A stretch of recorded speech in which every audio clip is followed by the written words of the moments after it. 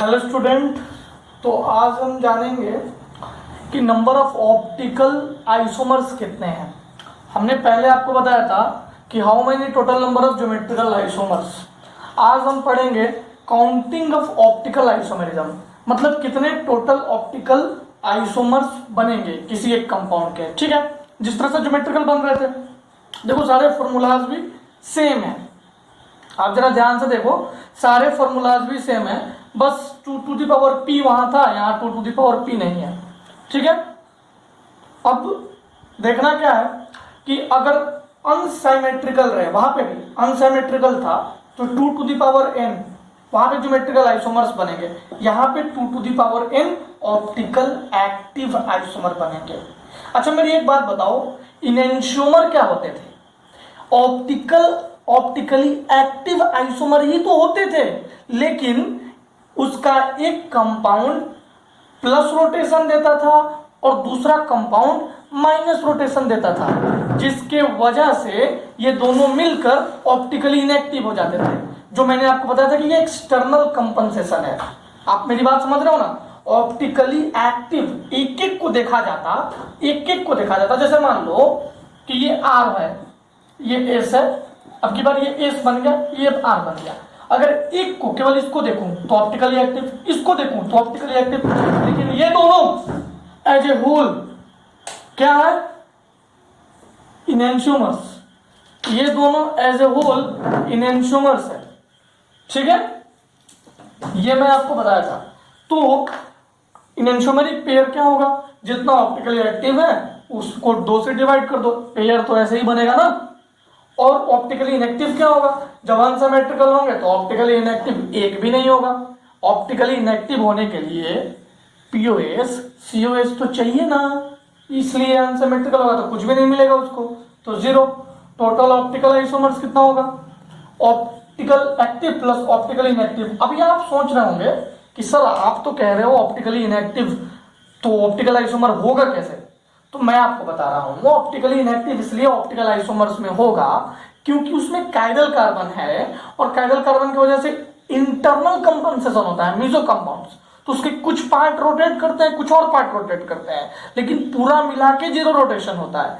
तो इसलिए इनको भी काउंट करते हैं। जितने ऑप्टिकली एक्टिव वो बना रहा है, हो सकता है वो मीजो उतना बना दे। आप मेरी बात समझ रहे हो ना? तो आप सिंपल से ये देखो, OH OH H CH3 CH3, तो ये मीजो बन गया। अब इसको मैं पलट दूं, इधर OH कर दूं, यहाँ H कर दूं, अब मीजो बनेगा क्या? नहीं बनेगा। तो मेरे कहने का मतलब है कि ऑप्टिकली इनएक्टिव आइसोमर्स को भी हम जोड़ेंगे, क्योंकि मीजो कंपाउंड्स में इंटरनल कंपनसेशन होता है। तो देखो इन क्या है? Chiral centre. वहां पे इन क्या था? Stereo centre. मैं आपको स्टीरियो सेंटर बताया था वहां पे, एक्चुअली में वो स्टीरियोजेनिक सेंटर होता है। आने वाले समय में आपको और अच्छे से क्लियर करूंगा। जब total number of stereo isomers पूछेंगे तो total number of stereo isomers क्या होंगे? Total optical isomers plus total geometrical isomers. आज के क्लास में हम ये भी डिस्कस करेंगे। ठीक है, पहले ये पढ़ लेते हैं। अब देखो n सिमेट्रिकल रहा तो इवन पे 2 टू द पावर n-1, और optically inactive 2 to the power n/2-1। इन दोनों को जोड़ दो, टोटल ऑप्टिकल आइसोमर्स, इसका डिवाइड कर दो, optical isomers by 2, enantiomeric pair. ये क्वेश्चन देखो, n is equals to what? 2 to the power n-1 minus 2 to the power n-1/2, optically inactive 2 to the power n-1/2। अगर इन दोनों को जोड़ेंगे तो ये और ये भाजे कट जाएगा, अब सिर्फ ये बचेगा 2 टू द पावर n-1। ये enantiomer pairs, optical isomers, optically active by 2। अब देखो एक क्वेश्चन से आपको समझ में आएगा। ये n क्या है बच्चों, मेरे प्यारे बच्चों? n क्या है मेरे प्यारे बच्चों? n है काइरल सेंटर। अब मुझे बताओ कि ये कंपाउंड में कितने काइरल सेंटर? इस कंपाउंड में देखो, ये काइरल सेंटर, ये काइरल सेंटर। क्या ये कंपाउंड सिमेट्रिकल है बच्चों? क्या ये कंपाउंड सिमेट्रिकल दिख रहा है आपको? बिल्कुल नहीं। आप ध्यान से देखना, सिमेट्रिकल ये नहीं है। कंपाउंड सिमेट्रिकल होना चाहिए, नहीं है। तो ये फॉर्मूला, ये वाला लाइन, कितने काइरल? n कितना है? 2। ऑप्टिकली एक्टिव कितना होगा? 2 to the power 2। Optically inactive 0। Total isomer 2 to the power 2 plus 0। Enantiomeric pairs 2 to the power 2/2। 2 कर लोगे 4 4 2 कर लोगे। मैं दूसरा क्वेश्चन दूं, क्या मैं दूसरा क्वेश्चन दूं? ओके बच्चों, मैं यहीं पे क्वेश्चन लिखूंगा ताकि आपके सामने सारा फॉर्मूला लिखा हुआ है और आप सारा चीज सामने से बना लेंगे, ठीक है। ओके बच्चों, एक और क्वेश्चन याद दूंगा फिर मैं मिटा दूंगा, यहां तक नोट डाउन कर लो। ओके,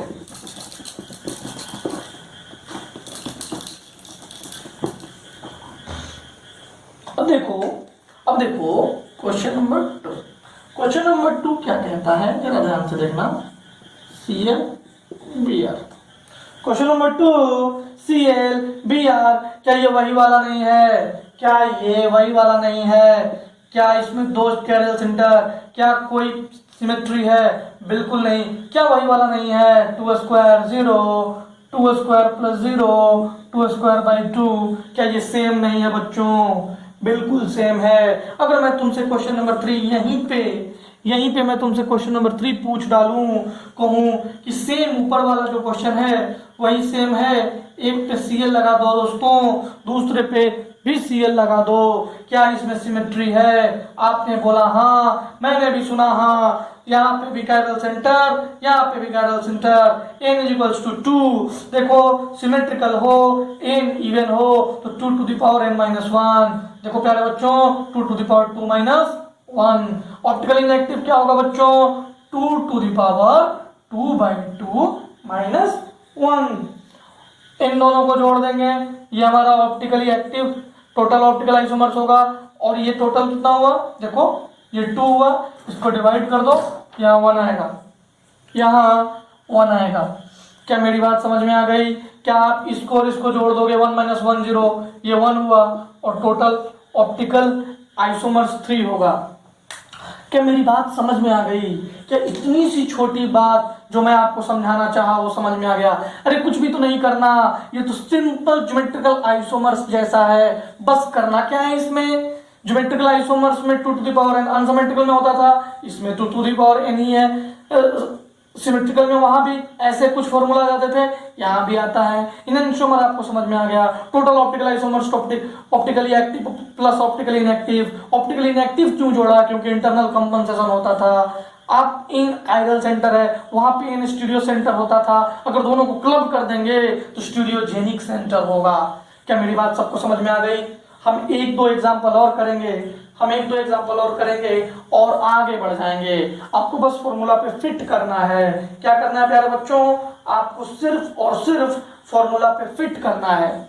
एक क्वेश्चन और करेंगे, फिर आपको कैसा भी क्वेश्चन आएगा आपको सिमेट्री देखना है। अगर सिमेट्रिकल होगा तो n इवन हो तो ये फॉर्मूला, n ऑड हो तो ये फॉर्मूला, अनसिमेट्रिकल हो तो ये फॉर्मूला। क्या मेरी बात समझ में आ गई बच्चों? ओके बच्चों, ओके। अब हम एग्जाम क्वेश्चन नंबर 4 करेंगे। मैं मिटा दूं सारा? ओके बच्चों,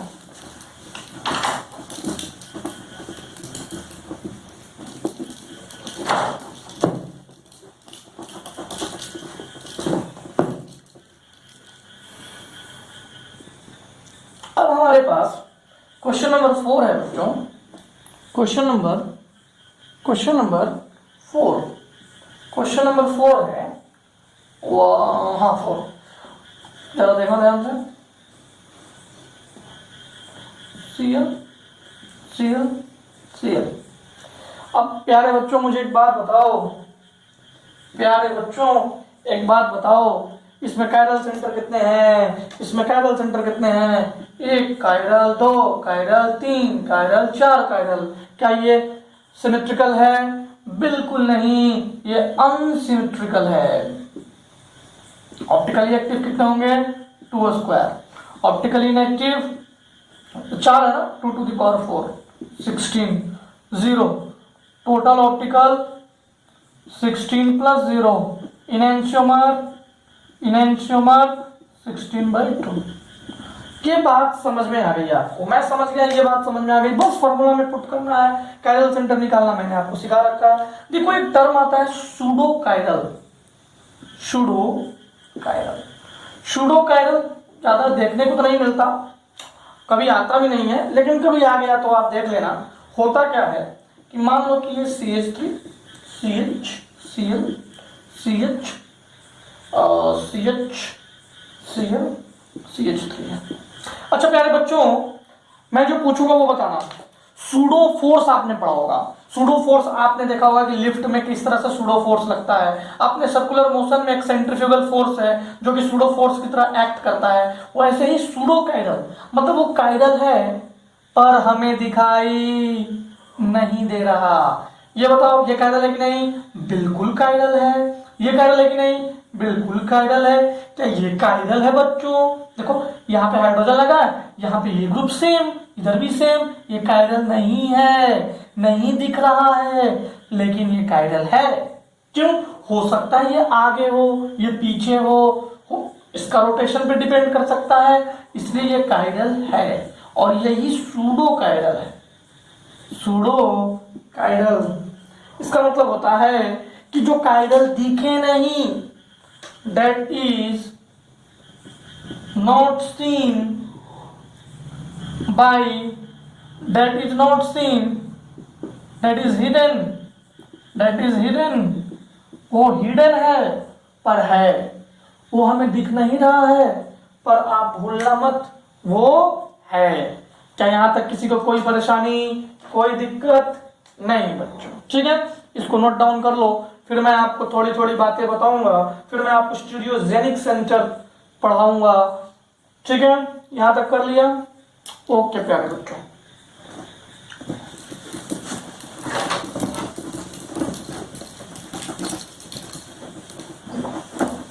अब बच्चों एक बात है, मैंने आपको स्टीरियो सेंटर बताया था। स्टीरियो सेंटर बार बार बोलता हूं, स्टीरियो सेंटर। आज मैं उसको डिफाइन कर देता हूं। An atom around which if we rotate two groups it forms different compound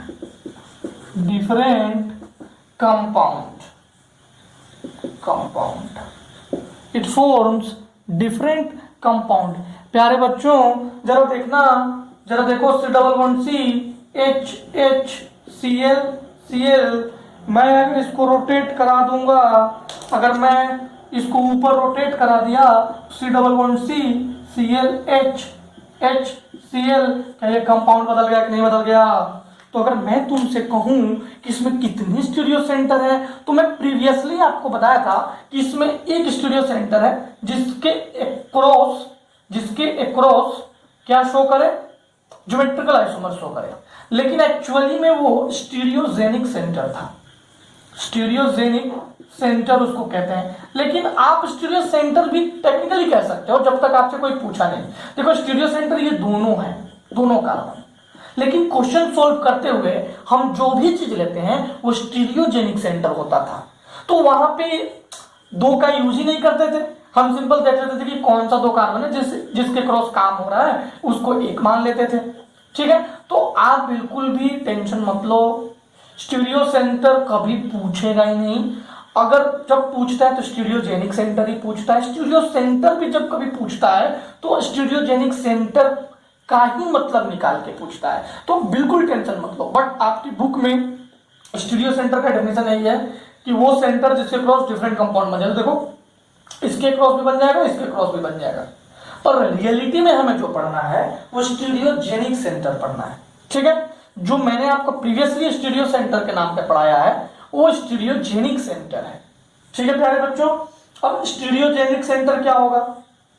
stereogenic centre क्या होगा? स्टीरियोजेनिक सेंटर क्या होगा बच्चों? स्टीरियोजेनिक सेंटर देखो वह centre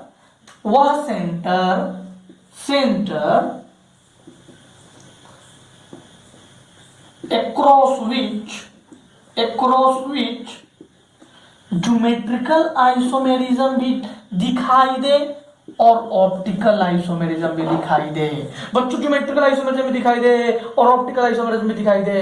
geometrical isomerism stereo centre जो ये दोनों थे उसके बीच वाला ज्योमेट्रिकल आइसोमर, ऑप्टिकल आइसोमर्स का किस सेंटर पे दिखाई देता है बच्चों? काइरल सेंटर पे। काइरल सेंटर या कार्बन, मोस्टली कार्बन आता है तो इसलिए मैंने कार्बन लिखा। तो स्टीरियोजेनिक सेंटर से ही अब सारा काम होगा। अब प्यारे बच्चों, अब मैं यहीं पे एक छोटी सी बात और सिखाता हूं आपको। जैसे मैं सिमेट्रिकल आइसोमर कैलकुलेट करने के लिए आपको बताया था कि 2 to the power n unsymmetrical के लिए 2 to the power n minus 1 अगर n इवन हो तो, और plus 2 to the power p और 2 to p equals to n minus 1/2 अगर इवन हो तो, n/2 अगर ऑड हो तो। आप याद करो, मैंने ये चीज आपको पढ़ाया है।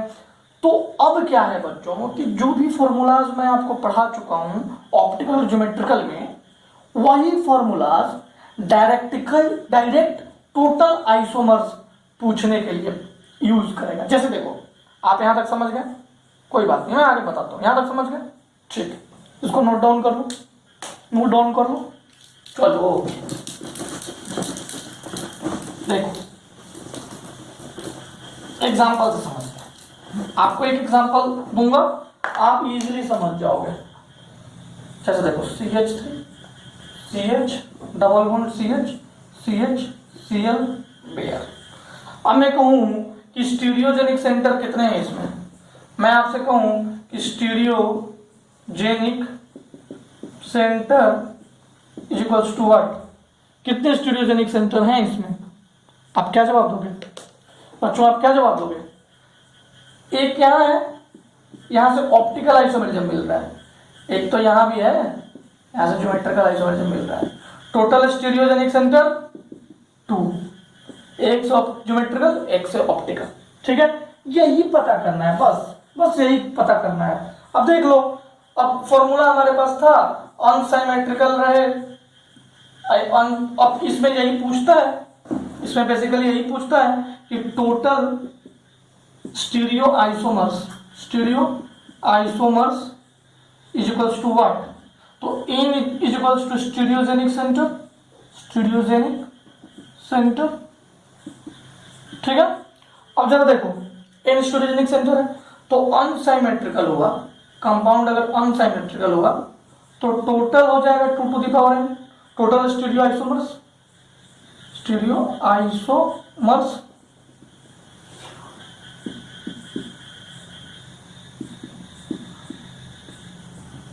अगर सिमेट्रिकल हुआ तो बच्चों, सिमेट्रिकल हुआ तो क्या होगा, 2 to the power n minus 1 plus 2 to the power p, ठीक है। अगर n is equals to even है तो p is equals to n/2 minus 1, और अगर n is equals to odd है तो p is equals to n minus 1/2। बस यही फॉर्मूला यूज करना है, ये देख लो, नोट डाउन कर लो। अरे सब मिलता जुलता फॉर्मूला है, सब एक ही फॉर्मूला है, बस नेम बदलते गया है। शुरू में सिर्फ ज्योमेट्रिकल आइसोमर चेक किया था, फिर ऑप्टिकल आइसोमर चेक किया था, अब दोनों को क्लब कर दिया तो देखो ज्योमेट्रिकल का भी स्टीरियोजेनिक सेंटर और ये सारा क्लब हो जाएगा। सब कुछ सेम है, जरा ध्यान से देखोगे तुम्हें सब कुछ क्लियरली दिखाई देगा। देखो p की जगह n/2 माइनस 1 सिमेट्रिकल में, इवन की जगह पे। ऑप्टिकल वाले केस में n जो है, n वहां पे कायरल सेंटर था, स्टीरियो आइसोमर्स टोटल कैलकुलेट करोगे तो ऑप्टिकल में जो फॉर्मूला मैंने लिखवाया है, जो फॉर्मूला, उस n को आप स्टीरियोजेनिक सेंटर मान लेना, सारा क्वेश्चन बन जाएगा। वही तो लिखा है, उसी में तो फिट बैठ रहा है, ये समझ गए ना। देख लो अच्छे से, समझ लो अच्छे से। अब हम क्वेश्चन करने वाले हैं।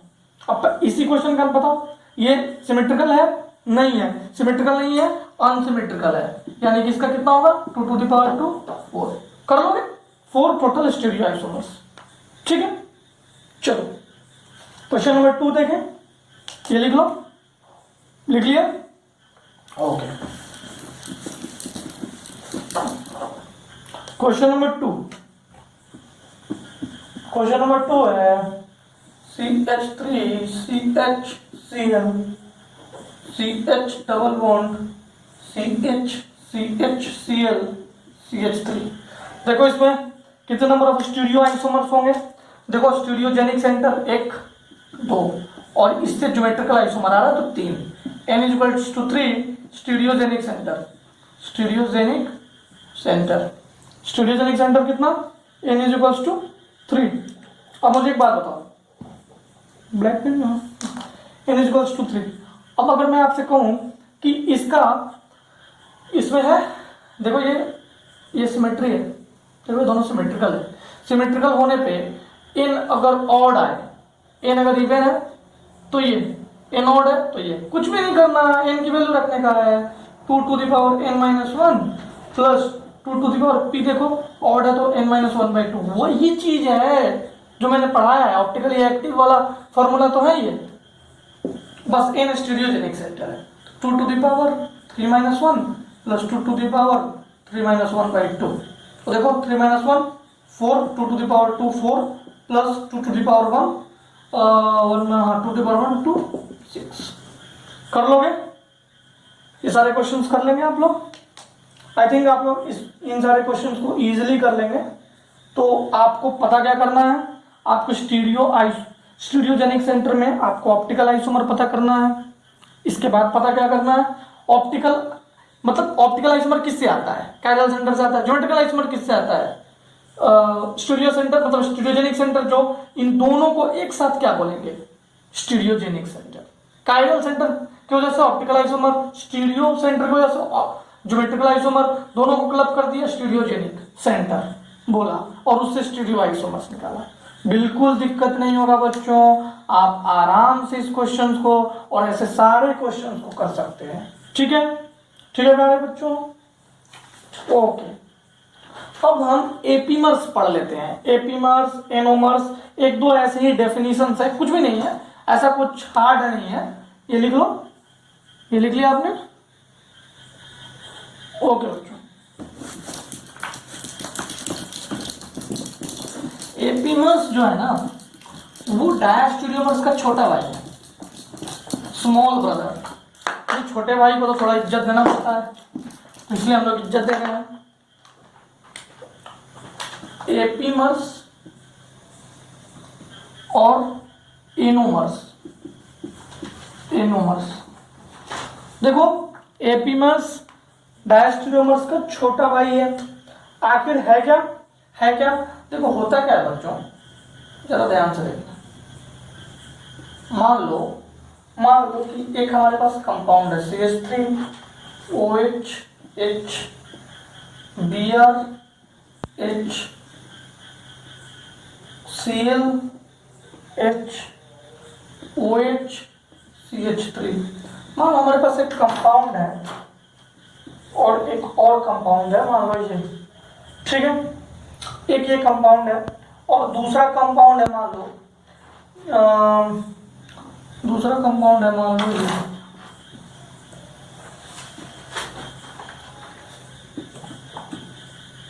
CH3 OH Br H CH3 CH3 OH Cl H H, दिख रहा है ना।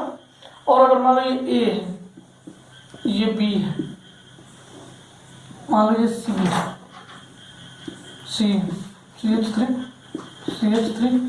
ठीक है, OH H Br OH H H Cl CH3।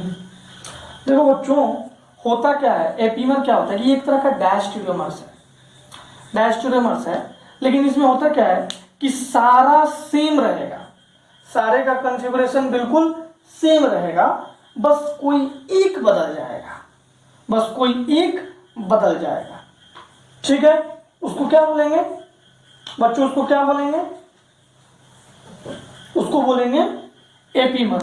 जैसे देखो A और B डाया है, आप कॉन्फ़िगरेशन निकाल लेना RS, और A और C को देखो, A और C देखो, HOH HOH HBr HBr HCl ClH CH3OH CH3OH, मतलब सिर्फ एक चेंज आया है, एक बदला है, बाकी सारा कुछ सेम है, उसको बोलेंगे एपीमर्स।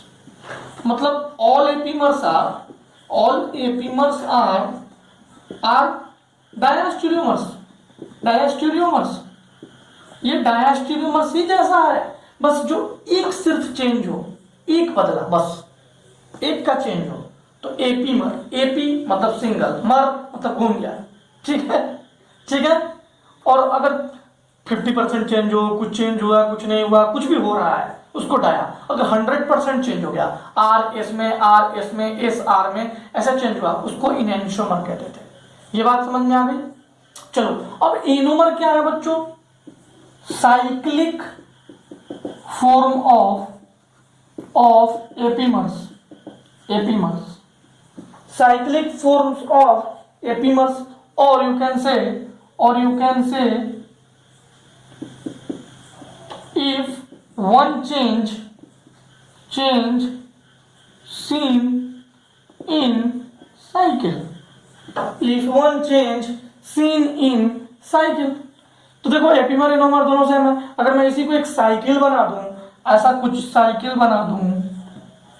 बना दूं और यहाँ यहाँ यहाँ यहाँ यहाँ यहाँ कंपाउंड लगा दूं, ये सारे कंपाउंड लगा दूं और कोई एक को पलट दूं, एक दूसरा बनाऊं और कोई एक को पलट दूं, बाकी सबको सेम रखूं, कोई एक को बदल दूं, तो उसको कहेंगे एनोमर्स। मेरे अनुसार से आपको मेरी बात अच्छे से समझ में आ गई। आप मेरी बात समझ रहे हो ना? अब मैं यहाँ ओ लगा दिया, यहाँ पे भी ओ लगा दिया, बाकी जगह कुछ कुछ है, कुछ कुछ लगा हुआ है, कुछ ग्रुप लगा हुआ है। तो आपको एपीमर्स एनोमर्स ये सारी बातें समझ में आ गई? ओके प्यारे बच्चों, ये था, ये सब छोटे छोटे डिफिनीशन टाइप क्वेश्चन आ जाते हैं। क्या ये एपीमर्स है? तो देख लेना, कोई एक चेंज हो रहा होगा तो एपीमर्स। एपीमर्स आगे डायस्टेरोन है, डायस्टेरोन एपीमर नहीं हो सकता क्योंकि उसमें 50% 60% कुछ भी चेंज आ सकता है। मान लो ये आर से एस में बना, ये एस एस ही रह गया, ये आर आर ही रह गया, ये एस आर में बदल गया, ये क्या है? डायस्टेरोन। लेकिन सारे रहेंगे आर, ये भी आर, एस, ये भी एस, ये आर से एस, बाकी सेम, या कोई एक चेंज तो एपीमर्स। और इसी के साइक्लिक फॉर्म्स को हम क्या बोलेंगे? एनोमर्स। मेरी बात समझ में आ गई? ओके प्यारे बच्चों, अब एक छोटा सा और, ये सब क्वेश्चन में आते हैं। अब एक छोटा सा और चीज आता है, threo and erythro. Threo and erythro, erythro बोलते हैं, ठीक है। ये भी आता है, ऑप्शन में दिया रहता है कि थ्रियो इरिथ्रो का क्या रिलेशन है इनमें। ये सारे मैं रिलेशनशिप के बारे में आपको बता रहा हूँ, ठीक है। ओके बच्चों, देख लो, लिख लो। ओके